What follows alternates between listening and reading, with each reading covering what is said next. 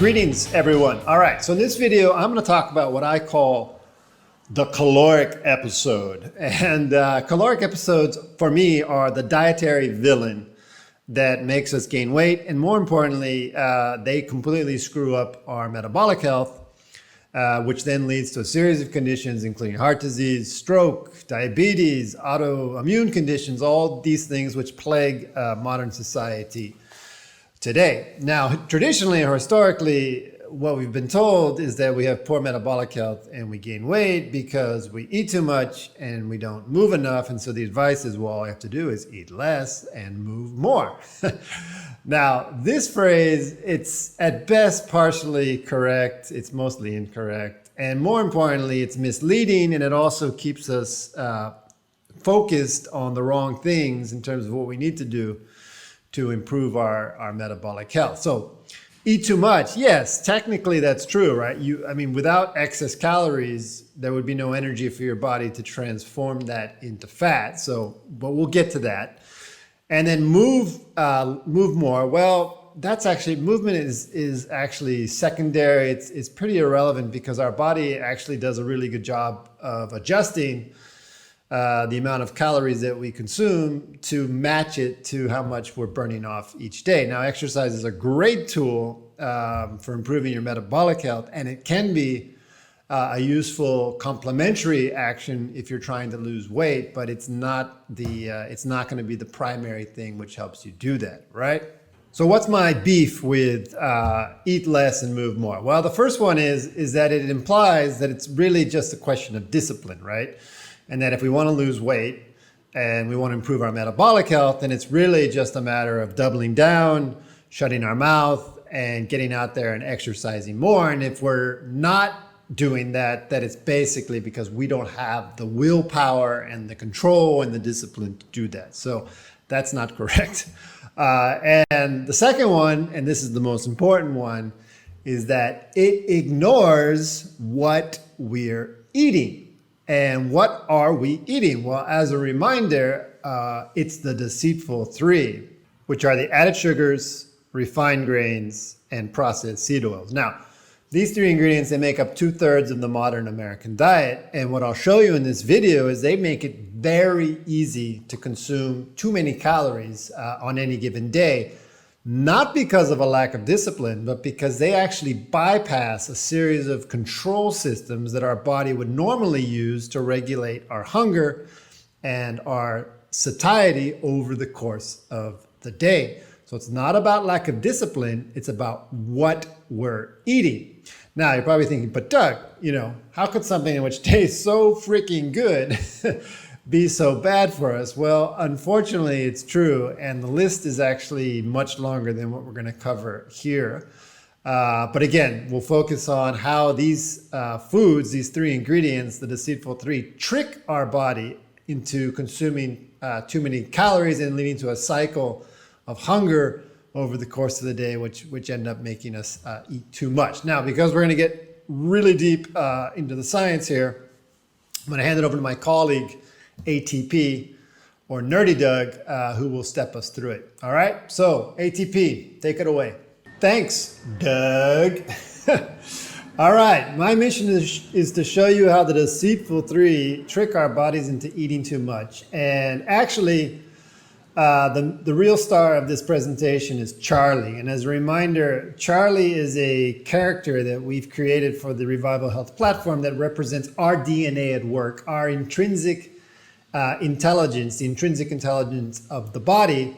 And in this video, we're going to show what Charlie would normally do to regulate our hunger and our satiety, and how the deceitful three screws that all up, right? So the first place to start is just a basic understanding of the eating and digestive apparatus at Charlie's disposal, starting with what we've listed here as sensorial hardware, which is basically just your eyes, nose, and mouth, which allows Charlie to evaluate the visual appearance of the food, the smell, the taste, and the texture, which then sends a series of neuronal and hormonal inputs up to the brain And within the brain, Charlie can actually generate a physiological response. For example, releasing a little bit of dopamine, which gives us a little jolt of joy and tells us, you know what, keep eating whatever it is that you're eating. And of course, we also have all of our previous experience and memories of that food, as well as a lot of cultural influences, which shape how we see that food in terms of how attractive or unattractive it is. And then once the food is in the body and within the digestive system, well, then the circulatory system, the stomach, the intestines, Charlie has sensors throughout all of these systems, which also send inputs up to the brain. Although in this case, it's more around nutrient monitoring, which is information that lets Charlie know how much of a specific nutrient the body has or doesn't have, and then using that information to decide whether or not he should be trying to make us hungry to eat something, or whether we're good, and then letting our levels of satiety remain, right? So it's really two things that Charlie is influencing here. The first one is palatability, which is how much do I actually want this food, right? And then homeostasis, which is how much does my body actually need this food, okay? So those are the two things which Charlie is evaluating and influencing when it comes to us eating. Okay, cool. So let's double click now on what's going on while we're eating. And Charlie basically has 4 mechanisms that he uses to determine whether or not we should keep eating or whether we've had enough and let's stop eating, right? And so the first one, which we're already referring to, is natural palatability. And this is an assessment, again, of the energetic value. So is this food providing me with energy? And just as importantly, what's its nutrient density? Like how rich of a food is this in terms of vitamins and minerals and so forth? And then the other thing is homeostatic value. The easiest way to explain this is like, if you haven't had a drink for a long time, you can become dehydrated, and that'll increase the natural palatability of water. Water tastes really good when you're thirsty. Now, after you've had a gallon and your body now has enough water, then the natural palatability decreases and it's no longer as attractive, right? And so this is essentially Charlie's assessment of the food in terms of whether it's yuck, I don't want this, yummy and normal, or whether it's effing amazing and I need to eat this, right? So that's natural palatability. The second mechanism is what I call saturation, or the boredom meter. And this is this reality that if we're eating the same food at a meal, we will eventually lose interest in that food because Charlie will actually release hormones saying, you know what, of this stuff, no matter how great it is enough, right? And that actually makes sense, right? Because if we want to get all the vitamins and minerals that we need, eating a mix of food is a more effective way of doing that than eating just one food, right? So as you eat more and more, then at some point, Charlie's going to be saying like, okay, enough of that item. Let's look for something else to eat. All right, so that's the boredom meter. The third one is chewing time, or the bite counter. So this is like literally like the number of chews, the number of bites. The more you do that, then hormones are eventually released saying, okay, that's a lot of bites. You've probably had enough to eat. So that's the bite counter. And then finally, and this one should make sense, it's simply stomach space. And I call this the fullness meter, which is as your stomach fills up with food and the physical pressure starts to apply itself on the walls of the stomach, and the stomach walls will release hormones. That sends a signal to our brains that, you know what, at least for this meal, you've had enough food. Now, okay, so those are the 4 mechanisms. Let's look at now what we'll do for each of these is we're going to show you how this works with real food, and then we'll show you what happens with the Deceitful 3 and ultra-processed foods, starting with natural palatability, right? So real food, sugar. We love sugar, but why do we love sugar? Because in nature, it's actually pretty rare and it's seasonal, right? So the only place you find simple sugars in nature is basically fruits, some vegetables, but mainly in fruit. And it's not around very long. And fruit in general, it's packed full of fiber, vitamins, minerals. So like this is like really good food. And so we evolved to love sugar because that was Charlie's way of saying, sugar means I'm getting something really good in terms of food. So please eat this. So that's one thing, sugar. The other thing we love is fat. And we love fat because it's got a lot of energy. It's got 9 calories per gram versus 4 calories per gram for carbohydrates. And of course, throughout our evolution, it was tough to get calories. So anything that had 9 calories per gram, we thought that was pretty freaking good. Now, the challenge with fat is that it's actually difficult to acquire. Why? Because it's usually packaged up in the form of an animal that's not particularly interested in providing you with its fat, right? So tough to acquire. And then finally, and this is a little bit, it's interesting, it's a little bit more subtle, which is dual loading. I mean dual loading, what is that? Sugar and fat together in the same food. That's actually really rare in nature, right? So most vegetables, plants, fruits, it's mainly carbs and protein. And animals, it's mainly protein and fat. So what you don't see, carbs would be the sugar, right? You don't see sugar and fat together in the same food very often in nature, all right? So that's real food. Now let's have a look at the Deceitful 3 and ultra-processed food, right? And we'll use a donut as an example. Now, the first thing you'll notice is that it's got all of these things together, right? So it's got sugar, which we love, dual loaded with fat. So that's 2 things which we love. Also, always salt. Now, salt is, again, it's similar, right? Both the sodium and the chloride that compose salt, they're essential nutrients, and they're not necessarily, depending on where you live, they're not necessarily easy to find. So we also love salt because Charlie's saying we want that stuff, right? And then as if those 3 things weren't enough, we throw in a bunch of additives, which are the artificial flavors and aromas. So when we take a bite of this baby right here, I mean, with all of this stuff working together, basically our brain explodes. Releasing a bunch of dopamine saying, this must be an amazing, nutrient-rich, super good food, wherein reality, it's just junk, all right? So that's the first one, natural palatability. Next is saturation, or the boredom meter, which I already mentioned, but basically, I mean, just think about this for yourself, right? As much as you might love apples or peaches or whatever it is, by the time you've had 1 or 2 and the third one is offered to you, you're probably like, no, thank you. I couldn't eat another apple or peach, at least not right now, right? So that's real food. But look what happens with the Deceitful 3, right? The Deceitful 3 plus the artificial ingredients and the salt, they wear a lot of masks, and they get packaged up into a bunch of different formats with different textures, with different smells, with different tastes, etc.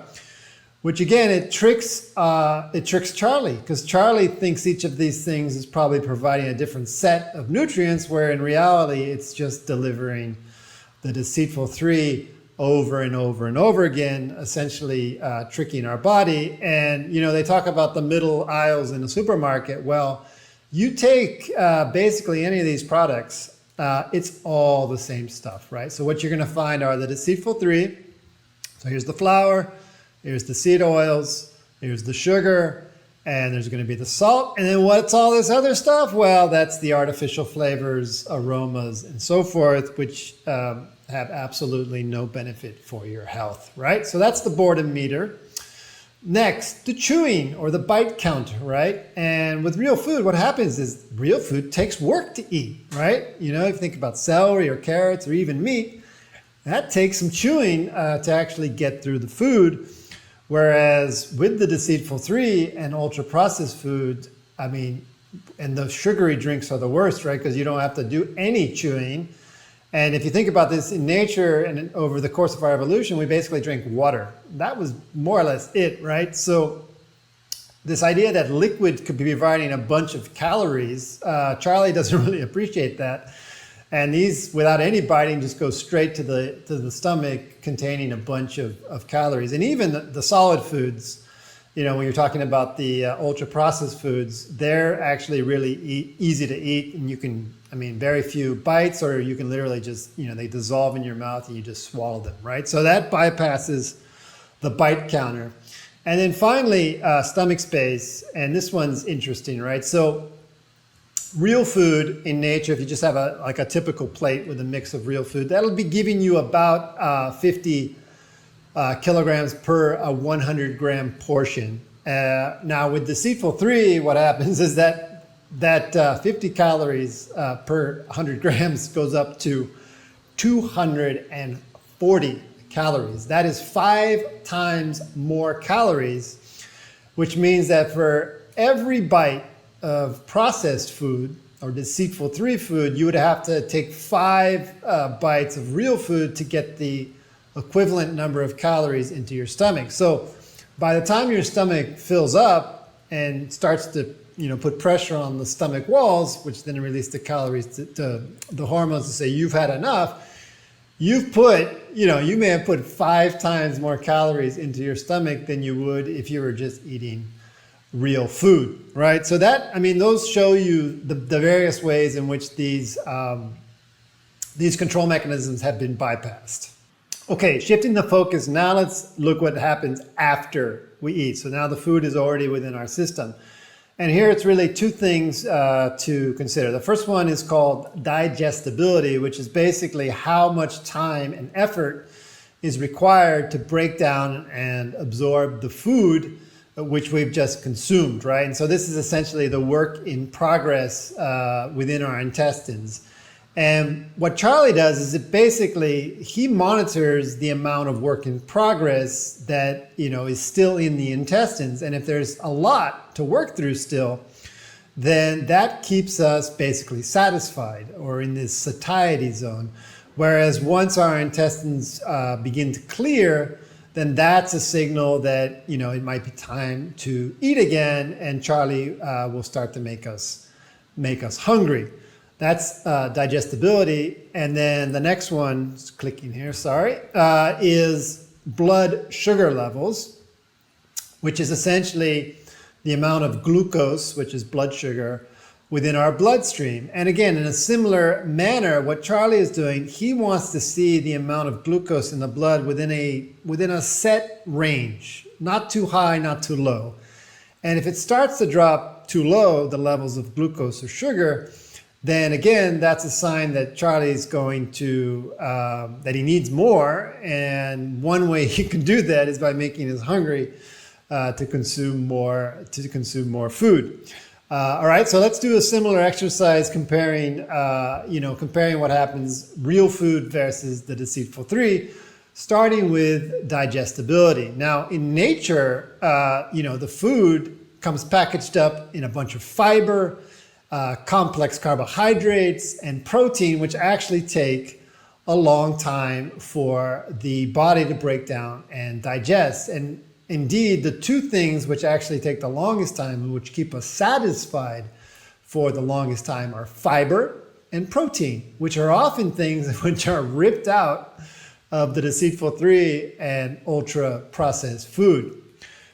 Transitioning to that, now, if we use flour as an example, all of this mechanical and chemical work that our body would have to do to break something like this down, we've done it all for our body, right? And so it's these little microparticles that are very quickly digested. And even with something like whey protein, it's similar in the sense that it's much easier for the body to absorb that. And so what happens is that our intestines clear much, much quicker. And then Charlie thinks, well, it must be time for another meal. So that's digestibility. And finally, let's look at blood sugar levels. Now, this chart's a little bit more complicated. So let's step through and make sure that that it's clear what it is that it's showing, right? So basically what this chart is showing, imagine that this is measuring the amount of blood glucose or sugar in our bloodstream over the course of the day. So this red line represents how much blood is in our sugar. And what Charlie does is he tries to maintain it always within a target or ideal zone with an upper and lower limit, right? And what happens when we eat real food, so a meal composed of real food, as that food is being broken down in our intestines and transferred into our circulatory system, then the levels of glucose or sugar rise. And actually, following a meal, this would be a normal post-meal increase where the level of sugar does actually go above what Charlie considers to be the ideal level. And so what he needs to do is clear it. And that's no problem. So he's thinking, all right, we just need to ease this back down a little bit. And so what he does is he releases the hormone insulin. And insulin, basically, it's a message that is sent to various cells, particularly the muscle cells, the liver, and the fat cells, which tells them, you know what, you need to help me clear glucose from the bloodstream. And so they receive the insulin, they start to do that, quickly bring it back down within the target range, and everyone is happy. So that's what happens with real food. Now let's have a look at what happens with the Deceitful 3 and ultra processed. So we'll leave, this is the normal response curve now as a blue dashed line. We'll just leave that there to compare it. And let's look at what happens. So like typical breakfast food, a bagel, a muffin, a donut, or whatever. Now what happens with the Deceitful 3 is that this food is super easy to process, as we just saw, right? And so what happens is that there's a rush or a spike of sugar into the blood. It's an abnormally high spike. And in this case, Charlie's like, what the hell is going on, right? Because for him to see this amount of spike or this profile of blood sugar, you know, he thinks we would have to have eaten 2, 3, 4 times more food than we actually did, right? So he's freaking out because he doesn't like having excess glucose in the blood. So he's freaking out, and what he does is he releases a bunch of insulin. But because he's miscalculated or doesn't understand that we didn't actually eat that much food, he overcompensates. And so what happens is that the the sugar in the blood is quickly reduced, but it actually then drops below the target lower threshold. And this is now also a problem, right? Because now we need more glucose. And so what does Charlie do? And there's something, this is an important point here, is that we can't, our bodies can't store a lot of sugar or a lot of glucose in our system. At most about a half day or a little bit more than that of glucose is actually possible to store in the body. So the main way, if Charlie wants to maintain the necessary supply of glucose and sugar, then really the only option he has is to make us eat, right? So when it drops to this low level, what does he do? He releases another hormone called ghrelin, which then is known as the hunger hormone, which makes us hungry and makes us peckish, you know? And so it's snack time. And this basically repeats itself over the course of the day, where we eat food with the Deceitful 3, that generates a spike. Poor Charlie overcompensates, that creates the dip, and this goes on until finally, you know, we eventually eat some real food, and that allows Charlie to stabilize the amount of glucose in our blood. But by riding this roller coaster, we end up eating too much over the course of the day. Okay, with that, I think by now it should be clear, like, just how much these control systems are bypassed by the Deceitful 3 and ultra-processed food. So let's take a step back. What is Charlie actually trying to do with all of these control systems, right? And it's essentially what he's trying to do. He's trying to manage our levels of energy and matching the amount that we use each day with how much we consume in our food and our beverages, right? So a relatively complex chart again, but let's step through it. So starting with how much we actually burn. So this is the number of calories that we use each day, calories out or energy out. typical value 1800, 2400, it varies obviously by individual. And that is determined by, so our bodies, our cells need a minimum amount just to survive each day. That's called the base or resting metabolic rate. It actually takes a lot of calories and energy to digest our food. That's referred to as the thermic effect of food. And then obviously how much physical activity, both non-exercise and exercise, you combine these three factors, and each day we're going to be burning different levels. But let's say for this example, we burned 1800 calories on this specific day. Now what Charlie is trying to do with these control mechanisms and our hunger and our satiety is he basically wants to match the calories in, or the energy in, which is the calories consumed in our food and beverage. He wants to match to how much we used. Now, if he thinks we don't have enough long-term energy stored in the form of fat, then he actually will encourage us to eat more. But as long as he thinks we've got enough energy stored in fat, which most of us do, then really what his objective is to match, right? Energy in to energy out. And each day, he can't do this perfectly, so there's two scenarios, right? Those days when we consume more than we burn, that's called a caloric surplus, which basically means we took in more energy than we used. And by definition, that has to be stored within the body as fat. And then the other situation would be where we don't consume as much as we burn. That would be referred to as a caloric deficit. So the energy in was less than the energy out. And again, by definition, Charlie needs to cover that deficit, and he'll do that by breaking down and accessing calories within our body fat, right? So those are the two scenarios. Now let's think about what's happening. So this is the big objective: match calories in to calories out.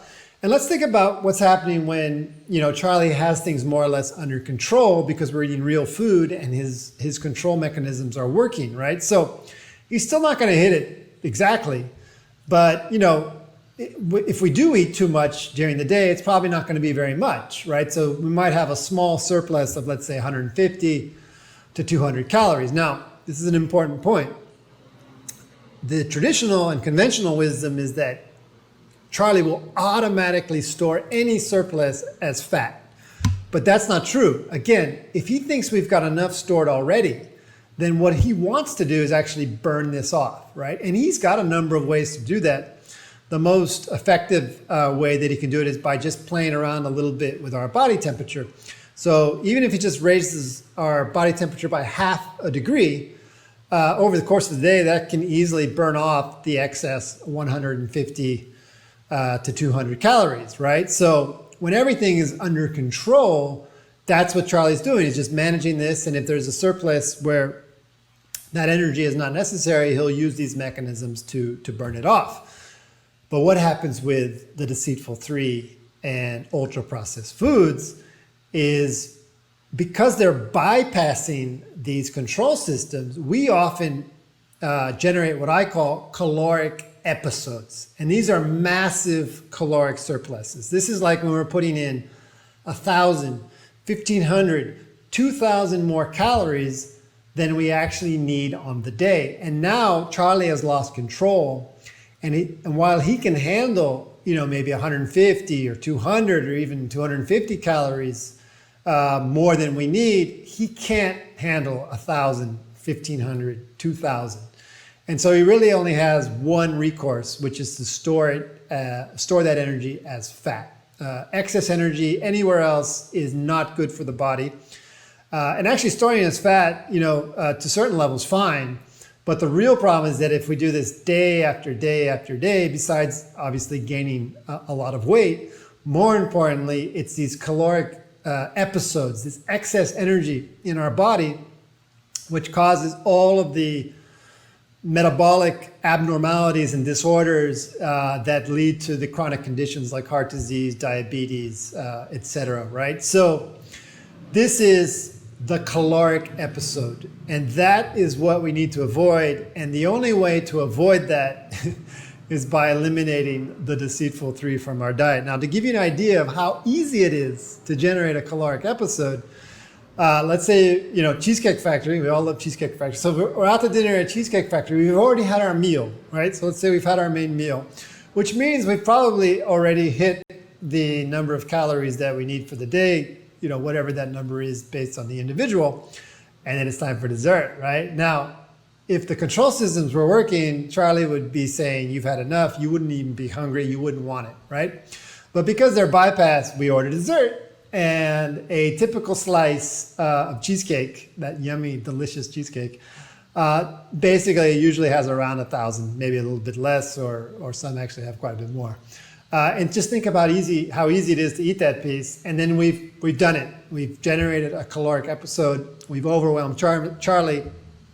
His only recourse is going to be able to store that as fat, and it's going to have a negative impact on our metabolic health. All right, so I know that was a lot of details, but I hope it was clear. And to wrap things up, I'm going to just send it back over to Doug. Doug, thanks ATP. All right, so one final provocation, which is which of these places is worse, at least from the perspective of your health? And after watching this video, I hope you agree that actually they should be in the same category, which are things that are fine to appreciate and enjoy in moderation, but at least in the case of the Deceitful 3, they really should only be a small part of your total calories. So keep eating those things that you love, which are made from the Deceitful 3, but just make sure that the bulk of your diet is composed of real food, and keep the Deceitful 3 as minimum as possible. All right, so I hope you found the provocations in this video interesting. I hope you learned something, and most importantly, I hope I got you one step closer to agreeing to eliminate the Deceitful 3 from your diet, or at least keeping it as small as possible. All right, so that's it. Have a great rest of your day. Cheers.